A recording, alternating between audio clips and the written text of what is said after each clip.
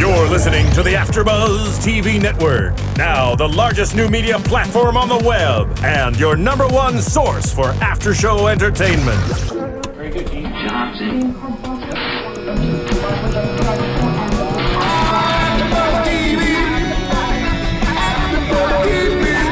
The AFTERBUZZ Studios in Los Angeles, California, presented by Maria Menounos and streaming live thanks to Akamai Technologies. This is AFTERBUZZ TV's WWE pay-per-view after show. We'll break down tonight's episode and get you all the latest news and gossip. And now, another post-game wrap-up show for your favorite TV show. It's AFTERBUZZ TV's WWE pay-per-view after show. On a night where we had some great action, a chaotic Royal Rumble, and a crowd that was just flat out, let's be honest, they were flat out kind of pissed off by the end of the night. Vicious. We have to talk about the Royal Rumble now. Ladies and gentlemen, welcome to AFTERBUZZ TV. I am Christian Rosenberg. Yes, I'm sporting my very bright rose shirt tonight because one of the big 4 pay-per-views, I wear this especially for this. We got a star-studded mixed show panel for the pay-per-view AFTERBUZZ. First over next to me, he runs main event, and he is your former predictions champion, Tom Connolly. Hey, yeah. You sound so thrilled about that. You had to remind me about that. I did. I was already down already. Dale Rutledge from Raw is your new predictions champ. Congrats to him. Yeah. Across the table, my buddy from SmackDown, Mr. Romore. In the house as always, doing my thing. And next to him, a gentleman that's not a stranger to the show. We've had him on before. We're happy to have him on again. He used to train down in OVW as well as have his own independent company. In fact, there's a book all about his time there. It's called Doing the Job. It's available on Amazon.com. Mr. Josh Harris, welcome back, sir. Good to be here. Thanks for having me. Welcome, welcome. So yeah, the Royal Rumble, hailing from Pittsburgh, and from previous history with Pittsburgh crowds, we were a little uneasy going in how they would react because sometimes they've just been fairly quiet. Mm-hmm.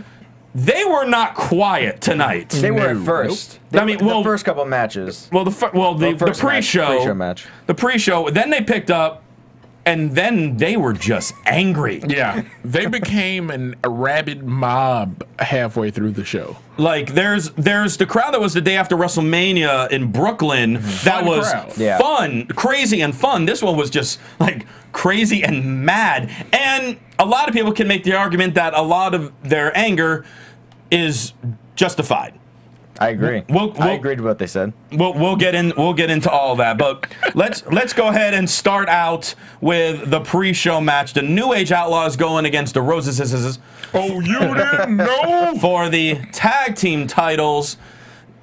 We've been talking about Goldust not aging. Yeah. What about Billy and Road Dogg, for crying out loud? Billy found the fountain of youth somewhere. I don't know where he found it. Maybe it's down in Florida, down at the new development center. Yeah. Well, one of the things in the performance center is the fountain of youth. Yeah, that's there for everyone. So, you know, I got a feeling that some of those development talents and some of those NXT people are going to stay the same age. Like Sasha Banks is going to be 22 forever, I think. Yeah. Josh, what do you think as far as, you know, you're looking at this match, you got 3 of the 4 guys well into their 40s, but still delivering and putting on a very entertaining matchup. Yeah, I think Billy Gunn is actually 50.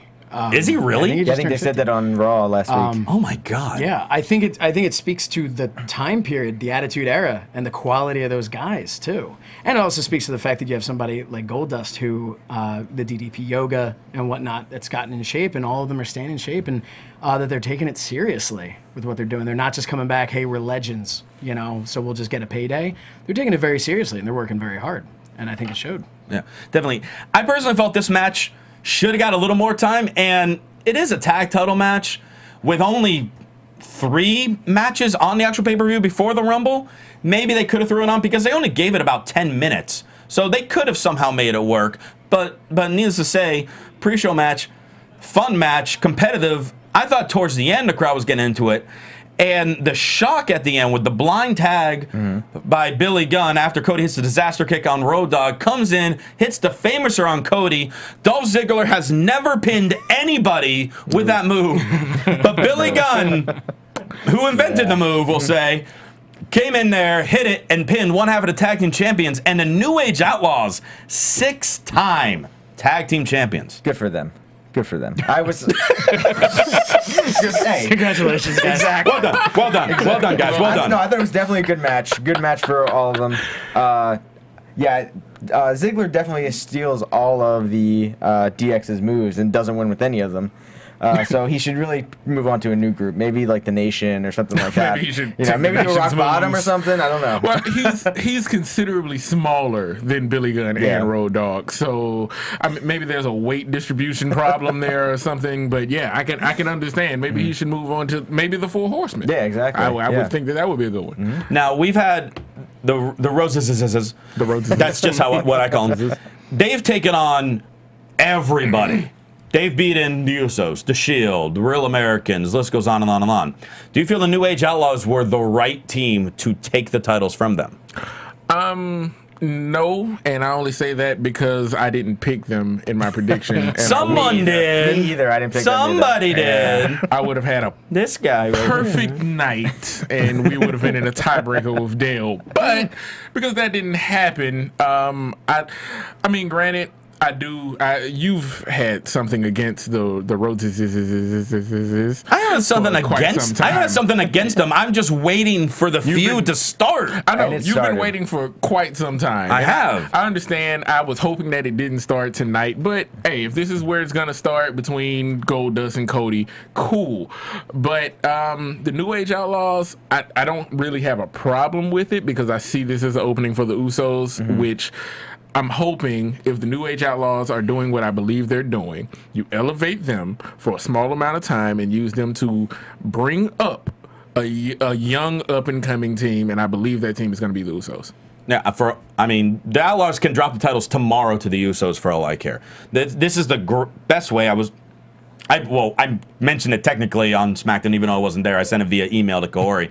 This is the way to get the titles on the Usos. It doesn't damage Cody and Goldust really in any way. It's just going to set their story up. And the Outlaws are there. They're showing that they can still hang with everybody. Oh, yes, they can. It's not necessarily need to be a short-term thing. But, it would make sense for the Usos down the road, but that remains to be seen. What better way to try and reignite the fire under the tag team division, which they seem to have been doing, but to take one of the best tag teams of all time, in the WWE at least. And help get guys over. And put the belts on them and let them just, Absolutely. and elevate somebody. Let them carry it. And it's guys that can still wrestle and go, and not someone that is just coming in and be like, oh, this is their name, name, Like, a big name of like someone like Flair and Piper. A number of years ago, like 10 years ago, had the tag titles for a brief amount of time. Do you remember that? I kind of don't. Yeah. Flair and Piper. Was it a Taboo Tuesday or Cyber Sunday or whatever they were calling it? I thought in WWE, Piper only held the Intercontinental title once, and that was the only title he held in WWE. No, for a long time, and then him and Flair. Somebody Google this. Somebody get this. People in the chat roll. I knew Flair held it with Batista. I don't remember him holding it with Piper. The fact that he brought up Taboo Tuesday. Not Cyber Sunday, but Taboo Tuesday. It was one of those. And let's just quickly talk about our panel that we saw kind of throughout the show. Can we make an argument that this was by far the best panel that they've had? Oh, yeah. 88 Royal Rumble winner, Hacksaw Jim Duggan. 92 Rumble winner, Ric Flair. 95 and 96 Rumble winner, Shawn Michaels. They could Josh. And Josh Matthews. And Josh Matthews. Can't forget Josh Matthews. Tough enough loser. Yeah. The runner-up of Josh. The runner-up of the first season, Tough Enough Josh Matthews. Some people have forgotten him. But yeah, I loved every time they spoke, and crowd enjoyed them too. Yes, and that was key.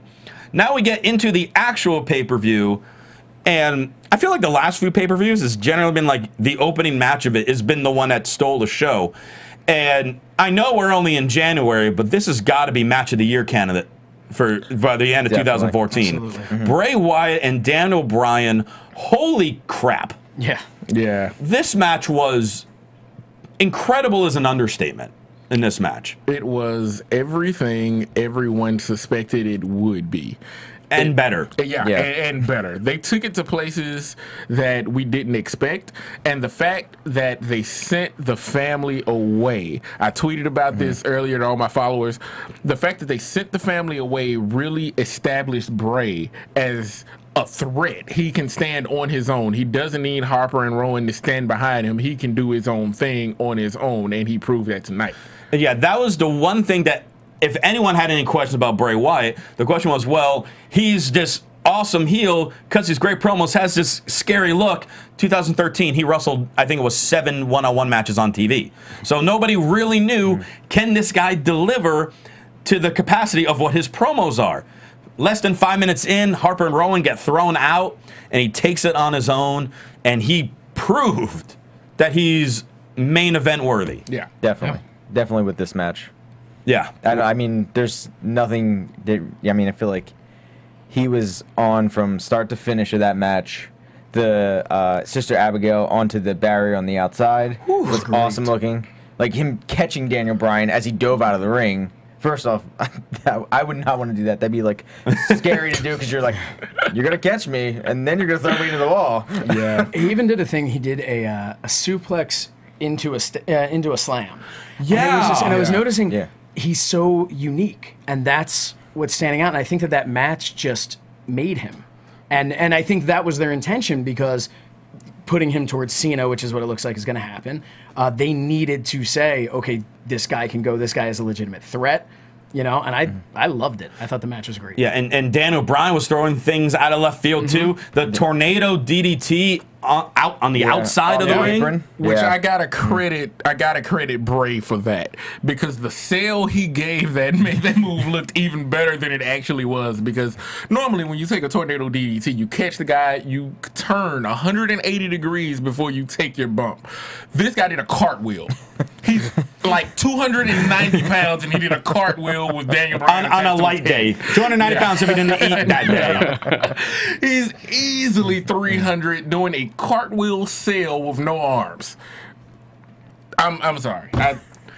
Hats off to that. And another thing I love about Bray, the crab walk.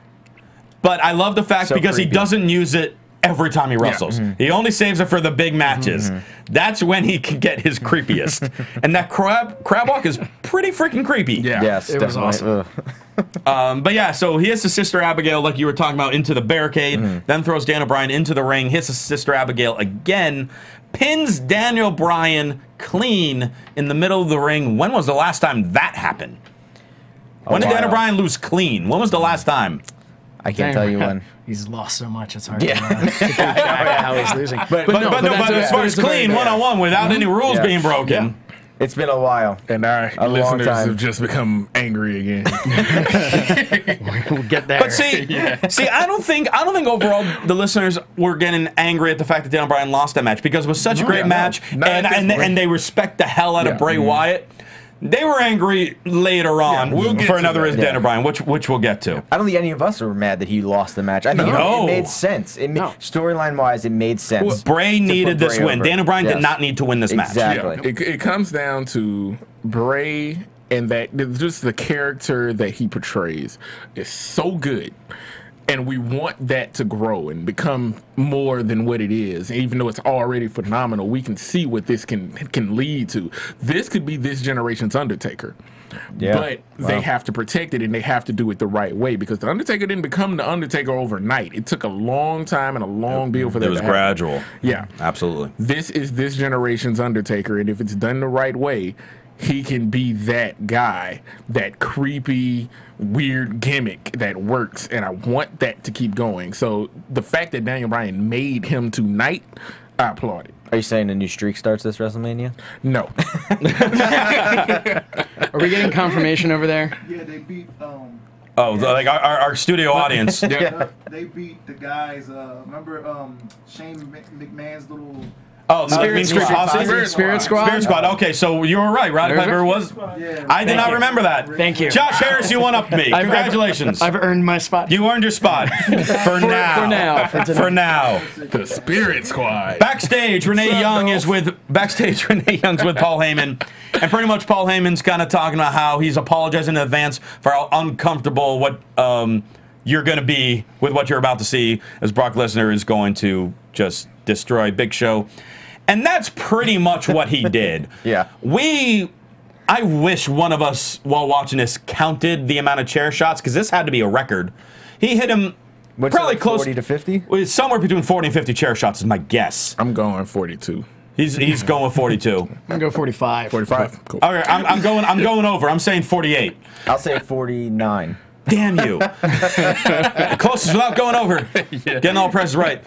So Lesnar, as he's coming to the ring, he just charges, takes down Big Show. Before the bell even sounds, Heyman grabs a chair, throws it in there, and Lesnar just proceeds to just start whacking the hell out of Big Show with it. We're thinking this match isn't even going to bother taking place, and we're just like, well, there's not only one other match before the Rumble, so this can't be only like a 5-minute beatdown. Something's got to happen. Eventually, Big Show gets back to his feet. Ref calls for the bell. Lesnar charges. Knockout punch by Big Show, but he's still too weak to go over to make the cover. And also, not only is he that, Brock Lesnar isn't knocked out. No. Brock Lesnar is still rolling around. He's so tough that the punch that has knocked out people for several minutes just takes him off his feet. Just slightly. Yeah.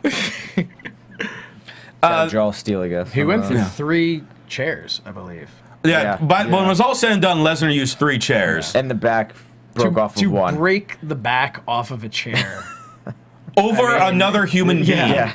That's not...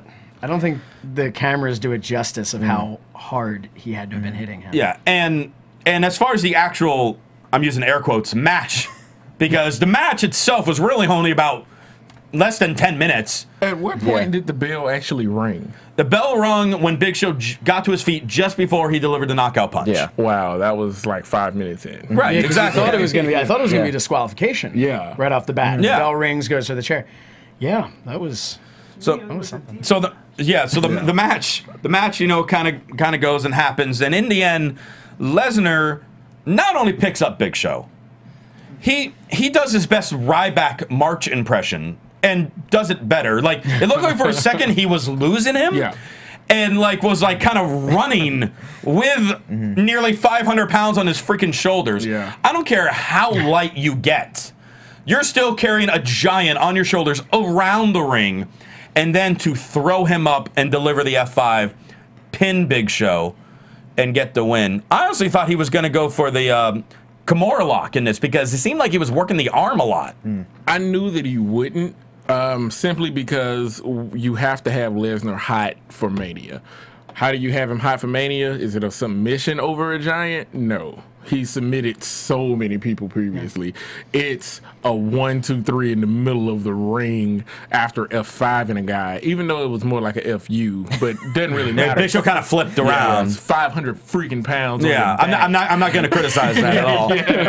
You know, And it's like, all right, that's all right. I'll let it. I'll let that slide, Brock. I'll let it slide. Up Paul Wyatt. Yeah. And for people who haven't seen him in person, I plead with you, go to a WWE taping, house show, Raw, anything. If you get to see Paul Wyatt in person, he is a large individual. And to pick him up like that, Brock Lesnar is a beast. Yeah, take it this way. Even go to an NBA game. Try to see Dwight Howard, and then add 250 pounds to that. Yeah. That's Big Show. Yeah. That's it. He's Shaq plus 200 pounds. Shaq's kind of big. Well, Shaq at his heaviest was about 330, 350, and Big Show's 500. Yeah. So well, I think he's slimmed down to about 450 now. Yeah. But Oh well, such he went on a diet. It's like lifting up a child. So he ate 2 less children. So How rumors get started. yes. But I thought this was a great showing for Lesnar. Yes. Especially to get him ready for WrestleMania. If it's, going to be Taker, whoever he's going against, we'll figure that out in the next couple of weeks. We'll see. And then as the match ended, he continued to beat down with the For chair. another That's 10 when he minutes. broke the second chair. Yep. So to the point where okay, now this chair's sharp. I have to put it down. And I don't know if it was kind of off camera. I don't know if it was Heyman. I think It was. Heyman. Yeah. It was Heyman who just all of a sudden you see a chair fly across the screen. Thanks, smack, smack, smack, and he just continued it. It almost kind of felt though anticlimactic. Like, I expected one more big move or one big chair shot in a different angle to finish it. Yeah. Other than just really, a constant. Like to really lay the Big Show out. Yeah. Like just be like he's knocked out now. Yeah, because he still got up and walked back. Yeah. But I did actually which was nice because he didn't lose anything. Oh no, not at all. Which I think must have been a plan moving Yeah. forward. But I also liked when Brock took the gloves off and just had Yeah, that and just staring at his hands. Because you get him as the monster, or whatever, but you don't get like too many moments of him just being like sick and sadistic, and that I thought was awesome. I thought that just really set up. And Heyman For didn't where stop they're him either. Nope. No, Heyman Which just watched always him. happens. Yeah. but- Yeah. To me, thank you for bringing up the gloves, because Brock Lesnar is just normally Brock Lesnar. He's not really a character or things like that. That's who he is. Yeah, When he took the gloves off and started staring, it's like, that's the enhancement of Brock Lesnar right and that's there. the guy who you want to. That's who Who we you think want. could end a streak He's in hulking the up. future. Is that perhaps. foreshadowing? I don't know. Interesting. Will it happen? Will it not? Only time will tell. Speaking of will it happen or will it not, backstage promo with the Shield, will they or will they not break up eventually? And that was kind of a segue. Never. Not according to them. According to them, They'll never break up. They're stronger than ever. And pretty much this promo was just talking about one of the three of them is going to win. They're going to be the final three, and then may the best man win. Wishes were horses. And I loved the interaction between Roman and Ambrose, because like Roman brought up that, you know, his number is good. You'll wait and see. Ambrose like, well, what's your number? I'll tell you mine if you tell me yours. All right, what's yours? I ain't gonna tell you my number. That's crazy. He's like, I got all the numbers. Yeah. Maybe I have two numbers. I have all the numbers. I have all the numbers. Dean Ambrose is freaking crazy, and I love it. And then, again, Seth Rollins trying to play peacemaker. And kind of calms him down. They're like, all right, one of us is going to win. Rollins. They do their little pose. Yeah. End of that. Then from there, we go to Renee, who's interviewing Orton. And she kind of brings up an interesting question to him. First off, Orton talked about how after he beats Cena tonight, he's going to send Cena back to the end of the line. And then Renee brings up, well, you know, then who's going to be next? What about Bray, being that he just beat Daniel Bryan? Yeah. And Randy Orton calls Bray Wyatt a Duck Dynasty reject. Yeah. He did do that. He did do that. It's just like, wow. So we got the guy, Bray Wyatt, who's, you can make the argument that's, as far as the fans go, their favorite heel. And the guy that people like to boo, but, you know, they kind of don't want to see him as champion, burying him. Yeah. Both, though, are heels. Yes. Yeah.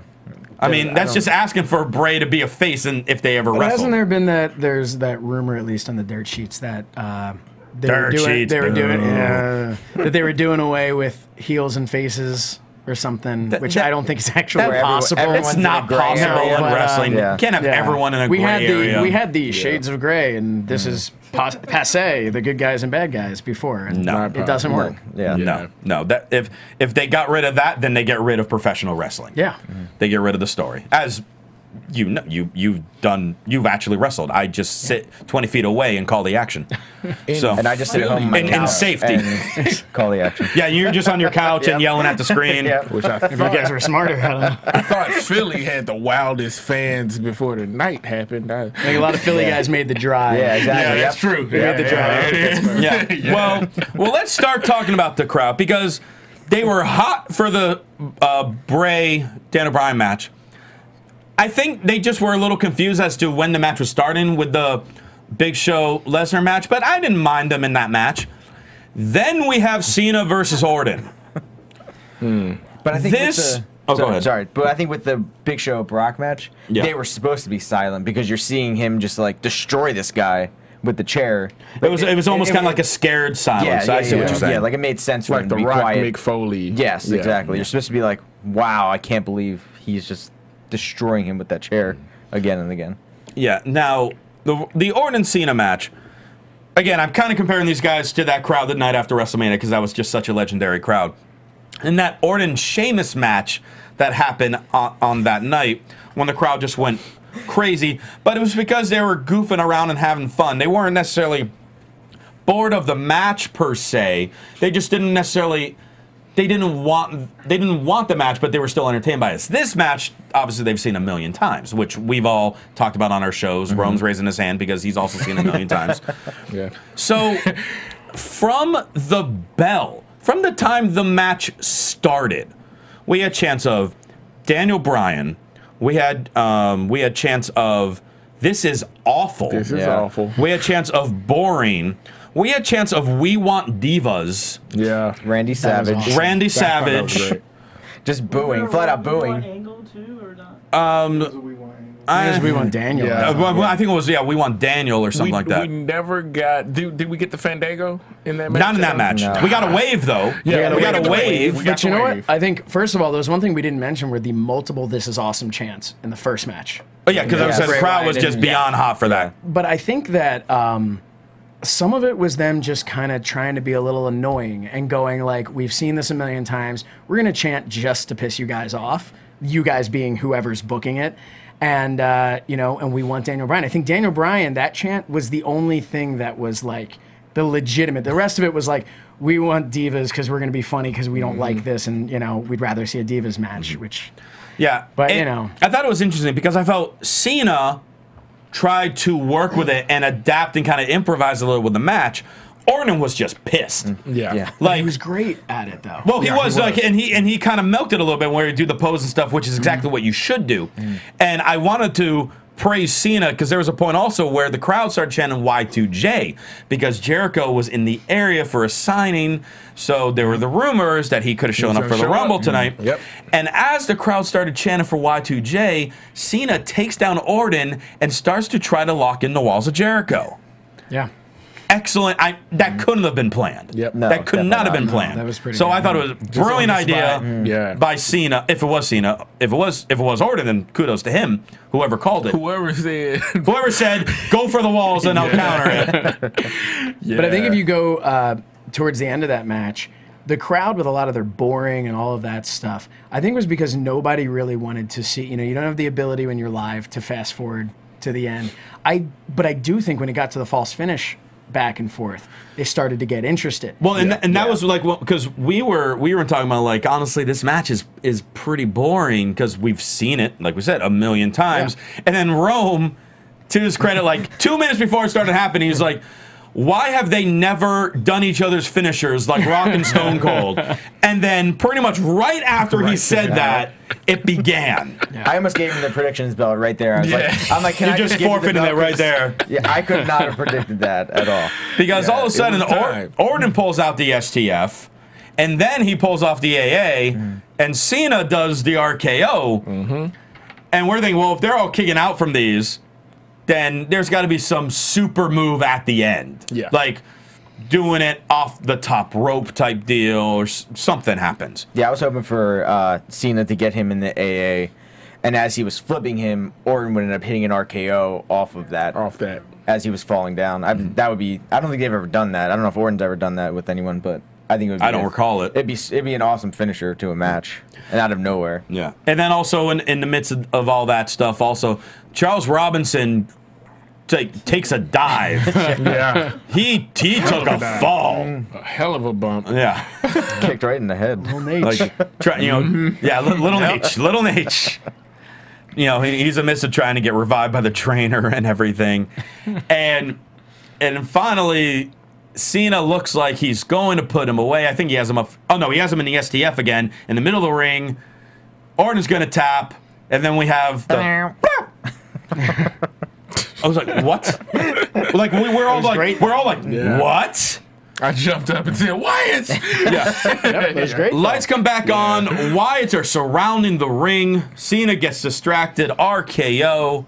Orton retains the title. And then as he leaves through the crowd. Yeah. Yeah. Which I almost want to say, yes, it was planned and it was not planned. Because I can understand him doing that since the Wyatts are in the ramp and he doesn't want to go near them because they're crazy. But at the same time, I almost wanted him to just go through the crowd and just kind of slowly, angrily stare at everyone.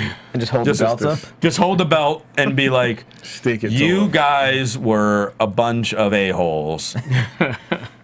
and I'm still the champion whether you like it or not. And then the Wyatts go in and beat the crap out of Cena, Sister Abigail on Cena. Like we said, now setting up Bray and Cena. Is this going to be for the Chamber? Are they going to hold it off till Mania? I like it, regardless. They should hold off. You know what? They should put them. They should be in the same Chamber match, and that would be the best. Well, thing there probably should only be one Chamber because there's only one title now. So they should be in there, and that's how you kind of save it from ruining. You know, Keep it that makes sense. For all you know, it's going to happen tomorrow night on Raw. So you never know what they're, what they're going to do. They're going to get a half hour tomorrow on Raw. But the crowd at the end, after Cena was on the ground, we're doing yes chants for the Wyatts now. Yeah, they were proud of the Wyatts. Happy that they took out Cena. Well, but I was wondering that. Was it happy they were taking out Cena, or were they trying let's get Daniel Bryan back? No. I think it was. I think they were just happy that they were beating down Cena personally. Yeah, I think it's definitely that. I think you can do yes chants for anything now. I know it's more for Daniel Bryan. Because as much as they love Daniel Bryan, I don't think they want to see him help Cena. Yeah, exactly. I didn't want to see that. It's so I was glad they didn't come out. The fans cheering for something new over something that they've been force-fed for the last decade. That they've been booing for a while. At least the last 6 years. Yeah. So, I think it's good. And, I think the crowd was legitimately doing that on purpose. Like, I think they... Oh, yeah, I think they speak for a lot of the WWE universe that they know what they want, and we know what we want. We've been chanting it week after week. Daniel Bryan, just give us what we want and make us happy. Yeah. And it's interesting because they're so big that it's entertainment. And any other television show, if you had fans just going I hate the direction that this show has gone, writers are going to say, yeah, we're going to go, we'll do this. We'll change this around. And look, now our ratings are back up. Now people are watching our show so we don't get canceled. WWE doesn't care, really, I think is what it comes down to. Which is sad. I think they care, but I don't get what they're doing. If the end game of this year needs to be, at least in my mind, Daniel Bryan winning the WWE Championship at WrestleMania. I don't understand. The story writes itself. There's still the Chamber. There is still the Chamber. Yes, they could, raise my shock the back world. up. Shock the world. Have him win the Chamber. But that's still. I don't think that's still it's satisfying to a point because you're still saying, oh well, you can win the belt, but you're still not good enough to win it at WrestleMania. Just like they did it at SummerSlam. They let him win it, but took it away from him. Unless in 2 winning seconds. the Chamber means that then he's in the main event or triple threat. Okay, yeah. Because right now, technically we're in the wrestling postseason. This is the wrestling. This is postseason. Yeah, they officially kicked off tonight. Today, yeah. This is the road to WrestleMania now. So the question is, how does the office really, really see Daniel Bryan? We know they see his merch. It sells. Look at him. Look at your shirt. Look at Tom. Tom wearing the no shirt. No, he hasn't bought any new merchandise in a while, but Yeah, that's a little, a little old. Well, he has the rest of them, but they're in the laundry because he wears them every day. Every day. I just walk around with yes shirts on. So much. But yeah, the one thing that I'm worried about with this, I don't mind to an extent them holding off Daniel Bryan, kind of tease us in limbo because we want that moment so badly that when they finally give it to us, it's going to feel that much more satisfying. However, there comes to a point where it goes for so long that you're just so used to the chase that when it finally happens, you don't care anymore. Yeah, this is the problem. They've given it to us and taken it away so many times. They gave it to us at SummerSlam and took it away. They gave it to us again and they took it away. Then they teased us with it again and they took it away. How long can you do that and actually consider Daniel Bryan a top-level contender? How long is it until he's just the guy you like to chant for? And I think that the only way that you can still do that with it being, with people enjoying it, is to have it be WrestleMania. Yeah, and it makes the most sense. And it's your season finale. Yeah, it hasn't happened. Oh, you had a second, but now finally WrestleMania, he's champion, and he's going to get a reign. And at WrestleMania, it's WrestleMania is building stars. You need to build stars. This is WrestleMania 30. What is WrestleMania 40 going to be like? Because they can't keep New relying Age on- Outlaws versus Goldust versus Batista versus Triple H As being a fan, I've been a fan of this for the hardcore title. Exactly, for like 20 years. I don't need to see. I want to see Daniel Bryan coming back at WrestleMania 40 to have a match to put someone over, not winning the WWE Championship again. Yeah, it's gonna be Cena versus the name of guy that comes back. Undertaker, maybe. Who knows? Undertaker comes back for 40. If he does, God bless him. But WrestleMania is where they need to build stars, and I don't know if they're going to be able to build stars as they have been over the years. Like, how many times have people seen the Shawn Michaels like, oh, it was his boyhood dream to win the title at WrestleMania? Because it was a moment. It was a WrestleMania moment, and they haven't had those in a long time. I almost feel like 30. They're almost kind of setting up for, okay, this is going to be the last one of a lot of these era guys, and then 31 would begin the future, and that's not a good idea. No. But wasn't 20 where it all begins again? Precisely. Wasn't that the whole that was the same. Where it all begins again. Cena won the United States title that one. Well, still, it started the Cena, where he is now. Wasn't that the Benoit win? Yeah. That was that guy that we shouldn't mention on the show. He went and ruined it for everybody. Yeah. Eddie Guerrero? Yeah, we're talking about Guerrero, of course. Yeah. All right. Backstage promo with the New Age Outlaws. The clip shown from the pre-show how they won the tag titles. Like I said, first guy to be pinned with a famouser in who knows how long. And the Road Dogg mentions that it's been 14 years since their last reign, which is a new WWE record. For some reason, I thought Backlund's break between championships was longer than that, but I guess I'm wrong. Maybe it's just the tag team titles. Maybe it's solely tag titles. Guys, get on this. Studio audience, get on it. The longest space between title reigns, they said New Age Outlaws just broke it with 14 years. I thought Backlund's was longer than that, but again, I could be wrong. Yeah. They were close. It could be that they were talking tag titles. Maybe. Well, tag titles, that's definitely got to be it, by far. And yeah, 6-time champs, and they're busy celebrating. Billy's like, I got two. Road Dogg's like, tell Renee the 2 words. New champs. Yeah. And they jump back in. Yeah. New champs again. I thought it was good. What's new champs? New champs. She actually did something tonight that I thought was hilarious for the first time ever when Road Dogg came out and he did his tag team champions of the world. And she goes, I don't have time to learn all that right now. Yeah, it's like, whatever, I don't care. I like her. I think she's great. Yeah, so do I. It's a nice change because that's what she does and what she did before. It's a nice change from when you would have, sometimes they would just grab a random diva or a reject from the diva search thing or whatever and just be like, here's a microphone, go interview these guys. They're all winners. Come on. Right in here. Right here. All winners, right here. Hawaiian tropic model interviewing us. But no, so I think it's great that what she's doing. Yeah.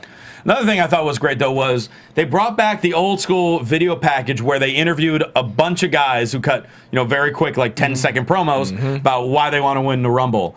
They used to do this back in like the late 80s, early 90s. Yep. Loved it. I love how they brought it back, kind of gave you an idea. Okay, this is a bunch of the guys that are in the Rumble. This is going to be cool. Biggie Langston, you can talk better than that. We know that. Yes. What was that? I don't know what that was. Yeah. But Batista just standing there in silence and then just like, exactly. That one kind of made sense. Fandango's was pretty funny, more so because Summer Rae was just in awe. Yeah. When is she not in awe? That's true. It's true. And that leads us. Awesome, so. And that leads us to the official Royal Rumble match, my favorite match of the year. Yep. Was it your favorite match of the year this year or no? Overall, I really did enjoy this Rumble match. I liked the order. I thought some guys that I didn't necessarily expect to shine or last as long as they did, I thought that was cool. When we get to the ending, we'll talk about that. So, CM Punk, we knew. We're going to I got the order. So I'm just going to kind of go one by one. We'll just talk about like each guy as we go down. Because some guys are just going to be like, oh, he was there for a minute and gone. This is going to be the longest podcast ever. It will not. Trust me, it will not. He'll speed it up. Well, and then once we get through all of them, we'll just do the final 4. CM Punk, number 1, which we all knew. I mean, we expected him to do great. He did not let us down. He just worked. He was this year's workhorse. That was for sure. and he lasted till the Final Four, which we'll get to in a moment. Number 2, as I somehow correctly predicted on SmackDown, I said number 2 would be Seth Rollins. Don't ask me how, but I'm borderline genius. You work for the WWE, don't you? They don't know that yet. Can't say that out loud. Seth Rollins comes out number 2. Him and Punk have had good matches in the past, and another guy that you know could be a workhorse, and you're like, all right, well, he's going to get the most time out of. Is he going to get the most time out of the Shield guys? See, Sandow number 3 gone. Yeah, if I can say with Seth Rollins, I think my prediction with him is that his opportunity to shine is going to be once the split happens. And he's away from the Shield members, and nothing in the feud with the Shield members, nothing's going to happen with him, I don't think. I think it's going to be after the fact, and then we're going to see what he can actually do, what he's actually made of. That's just my little... Yeah, I think he's been stepping up a lot on the mic, too. Every time they've done a promo, he's gotten better and better with it, so I'm impressed by him. Damon Sandow in his little, the little video thing beforehand, he was like, you know, if people go for the same thing and make, the same mistakes, it's the definition of insanity. I had an opportunity at the title and I failed. When I win the Rumble tonight and I get the next opportunity, I will not fail. He's out in a minute. Yeah. At number 3. Disappointing. Yeah, very upset that Damon Sandow was barely in there. Cody Rhodes number 4. I need a statistician for this because I swear this is either the 3rd or 4th year in a row that Cody came in at number 4. I said they failed on a backline Studio title audience, reign. tell me how many years Cody Rhodes has become in number 4. I swear he definitely was, I feel, last year. And I really think it was the year before. I think it's at least 3 years in a row he was number 4. Number 4. That's some terrible luck at drawing numbers. And he still comes out excited. Yeah. Since they couldn't do it, I'm going to try to see if I can find You go ahead. the Backlund thing. Go ahead. I like the Sandow Rhodes fight. They're brief, like a little bro. Hey, remember they had a feud. Yes, exactly. I did like that. Remember, we hate each other. We used to be partners. Now we hate each other. Remember that? Great. I had a mustache. I look different now. I shaved it, which made me a good guy. His stuff on the JBL and Cole show. Have you seen that? So good. Has been awesome. Yeah. Cody has improved drastically on a microphone. And just character and promos and stuff. But they don't let them talk anymore, which is weird. Yeah, it's true. That happens a lot. Yeah. You get good, and then they tell you no more. Number 5, kind of a surprise, Kane, who came in slacks, dress shoes. He doesn't have a corporate outfit yet. And no shirt. Doesn't have corporate Where tights. did his burn scars go? Thank you. I told you laser. He got him lasered off. Oh, he got him lasered off. I thought it was all mental. I thought it was think he decided at one point it was mental. His Yeah, eye is gone too. Yeah, His little, He got some contacts. yeah. Yeah, he fixed his eye. That's what it is. He didn't take contact out. He just put one in. contact in. Exactly. There it is. And Kane, surprisingly, only lasted for a minute again, and Punk eliminated him. But we see more of Kane later on, and we see him before we should as well. Yeah, that was a mess up. Number 6, one of my favorite moments, honestly, of the Rumble. Alexander Rusev from NXT getting the call up and was very impressive. Yeah. Love this guy in dominant. NXT. He's got new trunks. He got new music when he came out, and he dominated. He was the first real powerhouse of the Rumble, and eventually took 3 or 4 guys to eliminate him, which he didn't have to eliminate anybody. He didn't have to last super long time. But the fact that he showed power and the fact that it took several guys to eliminate him just put him over. He's immediately made and can be on Raw and go and start a run. Definitely. They'll use him as a gimmick for 2 years and then release him. Well, that's not very nice. Well, that's just what they do with foreign gimmicks. Well, that's not very nice. Go ask Cesaro's still there? He's not at the end of He's an American now. He's an exceptional talent as well. Go and ask Rene Dupree. Yeah. Del Rio's different. Del Rio came along when the WWE It's different if they're from Mexico. Yeah, that's true. It's different if they're from Mexico. Ask they have Mysterio. a lot. Yeah. Yeah. You had a grin on your face and you put your phone down. About 11 years, and a little less than 11 years. Was back when? Between his last reign before the one that he had with Bret Hart. Okay. Oh, wow. So the Outlaws did break the Yep. record. So, okay, that was legit. I'm doing a show here and can look that up, guys. Boom. Come on. What's wrong with y'all? Quick. My old tag. No, I didn't find one. Okay. Number 7, Jack Swagger.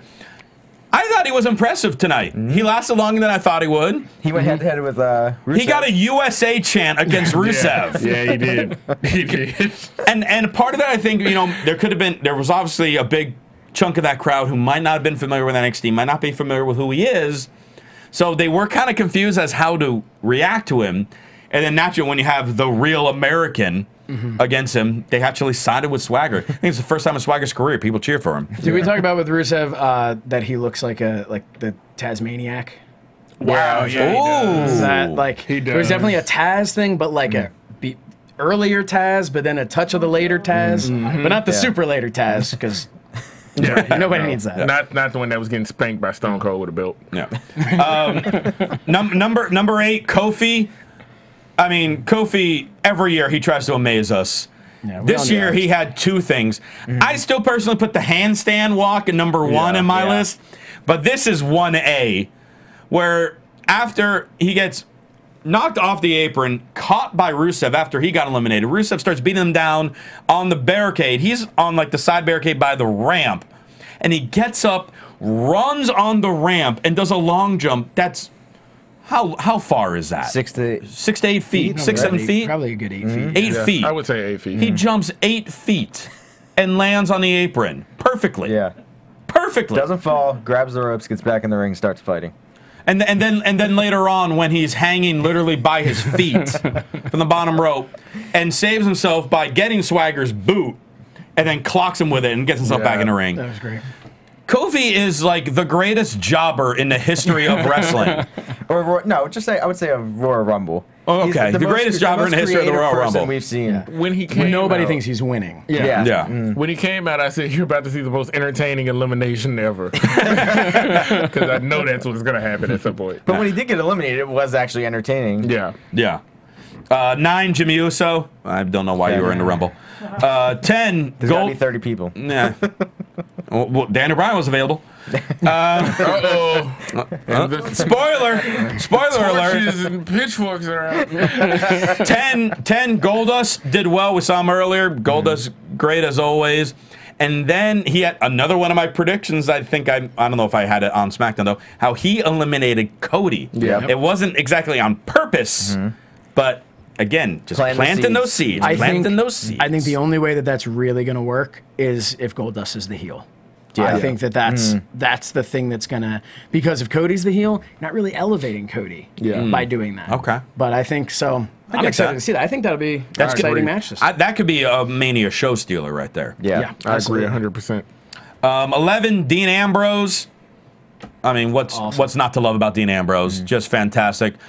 I love the moment of him trying to eliminate Reigns, and Reigns like turn around just in time, and Rollins like, "What are you doing?" Ambrose did fantastic. Let's we're gonna keep going through these. Ziggler was kind of a surprise. Nice pop from the crowd. Did well. He just came back from a concussion and took a spear from hell from Reigns. Yeah. Kind of worried about him from that, but enjoyed him. R-Truth.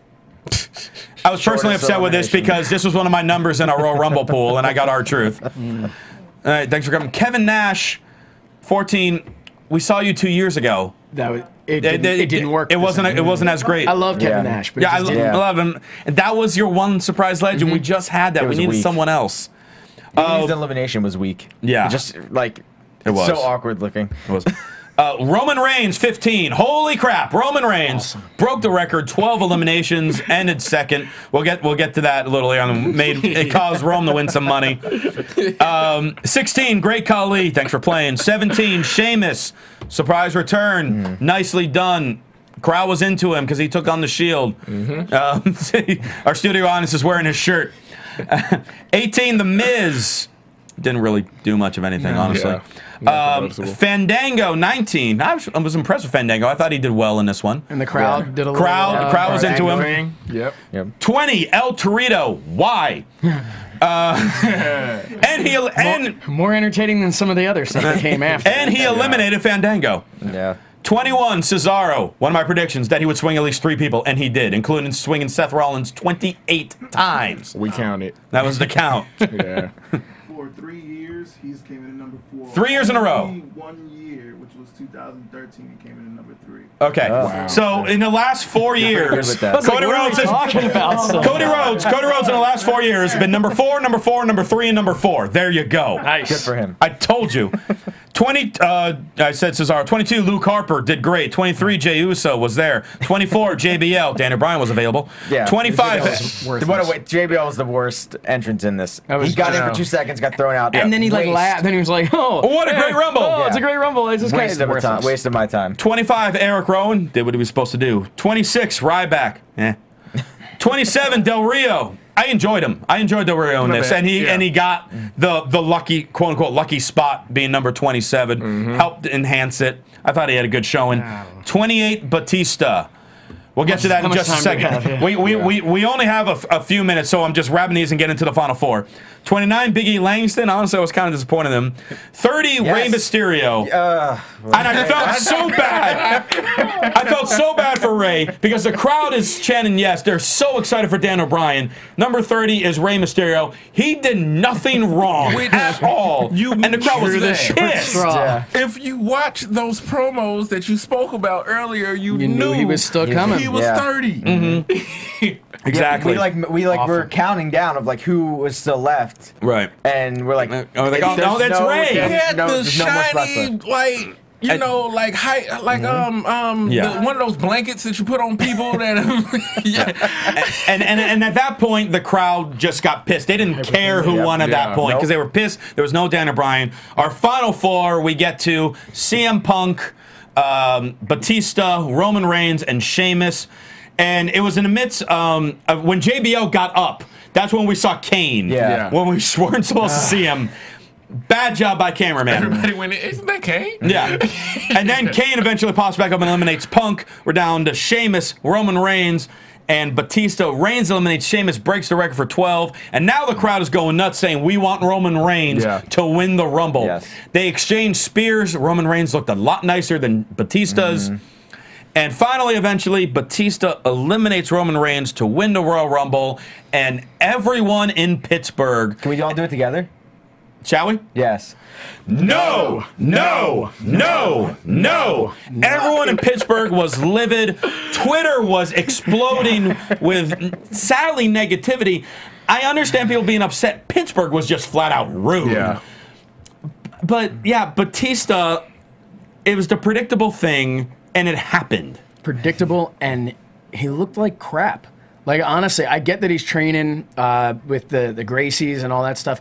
I'm pretty sure CM Punk is doing that as well, yeah, he does and that. isn't now deciding, well, now I'm just going to dress as a guy who's training. Like, you're Batista. It's entertainment.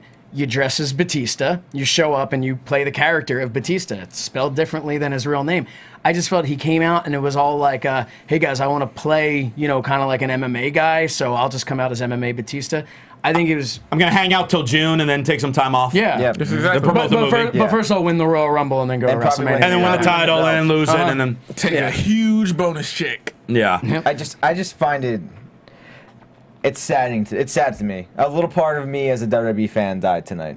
Whoa! Because I'm sick of seeing these. I understand why they're doing it, bringing these guys back, but I don't need to see this. I want to see young guys. I want to see new people. I want to see new people in Mania main events. Please. It's not like they brought Rock back again. It's not, I mean, Exactly. not the same. Believe it or not, that's Tom's angry voice. That's the most emotion we've ever heard out of Tom. And with that anger, we got to wrap it up. Batista is our Royal Rumble winner. I think it's safe to say the vast majority of not just people in this room, but the WWE universe, not happy with that ending. But we're going to see how it transpires. Yeah. I mean, have it's Chamber not, still. like you just said, it's not like it was The Rock, because The Rock not only was a superstar when he was there the first time and full time, but he went on to become a superstar and then still come back. A lot of people used to say, well, The Rock's just going to come and leave. What else is he going to do? And I used to always counter them with, what else has anyone else who made it that big in the Attitude Era done for the WWE? The Rock is always at the top of that list. Yeah. And with that, we're going to find out what's going to be happening on Raw, SmackDown, and Main Event this week. But in the meantime, Rome Moore, a.k.a. JJ Steele, how can people reach out to you? Not at JJ Steele on Twitter, but Nope. at Rome the Ruler on Twitter. That's where I'm at. Come find me, Roman Army. All right, Josh Harris, thank you so much for hanging out Thank with you us. for having Great me. analysis. Where can people reach out to you? At I am Josh Harris on Twitter or Facebook.com/JoshHarris247, I believe it is. Excellent. Thank you so much again for coming in. Tom the Com. They can find me on Twitter at TomTheCom and here Wednesday nights for main event. All right, and you can follow me on Twitter at CRosieVOC, and of course you can check me out hosting SmackDown on Friday nights. I love to hear your guys' feedback on the Rumble. Comment on the YouTube page or on iTunes at AfterBuzzTV.com, and of course our Twitters. Thank you all so much. For Rome Moore, Josh Harris, Tom the Com, Connolly, I'm Christian Rosenberg. We will see you next time. From executive producers Maria Menounos, Kevin Undergaro, Phil Svitek, and the entire AfterBuzz TV staff, we would like to thank you for listening to the AfterBuzz TV network. To watch or listen to other after shows and post comments or questions, be sure to visit AfterBuzzTV.com. I'm Sir Richard Wentworth, and this has been a presentation of AfterBuzz TV. Buzz you later. The views expressed herein are those of the hosts only and do not necessarily reflect the views of AfterBuzz TV or its owners or principals. Thank you for watching AfterBuzz TV on YouTube. For more of your favorite after shows and interviews, subscribe to our channel here, and be sure to share your opinion on the episode in the comment section below here. We'd love to see what you guys are buzzing about. Thanks again. Buzz you later.